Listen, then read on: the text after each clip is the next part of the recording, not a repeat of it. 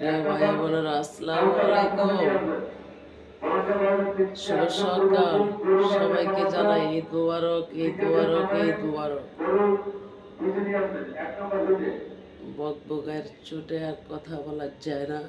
তবে আজকে মনে হয় শেষ হবে গরুর হাট, আজকে মনে হয় শেষ হবে ছাগলের হাট, আজকে মনে হয় শেষ হবে বেড়ার হাট, আজকে মনে হয় শেষ হবে ছাগলের হাট। তবে শুনতে পারছি ঈদের দিন 10টা পর্যন্ত চলবে ছাগলের হাট, গরুর হাট, বেড়ার হাট, মহিষের হাট। ঈদ ঈদ, সবাইকে জানাই ঈদ মোবারক। ভালো থাকবেন সকলে। খোদা হাফেজ।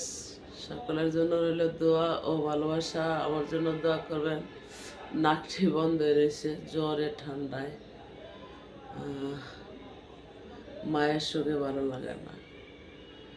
মাকে এতটাই মিস করছি, আর করে যাচ্ছি বললে চলে না, ভিতরটা জলে। আমার একটা হাত, একটা তিল পরিমাণ বাদ নাই যে আমার মশাই কামড়ায় না।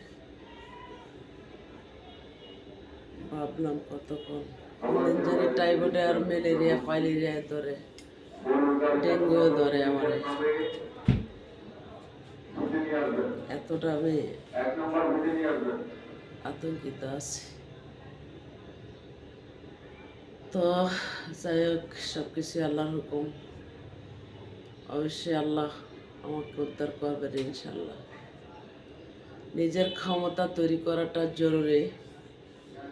কারোর কাছ থেকে 10 টাকা আনবেন, টেনশনে থাকবেন। কারো 10 টাকা খাইবেন, হিসাব দিতে হবে।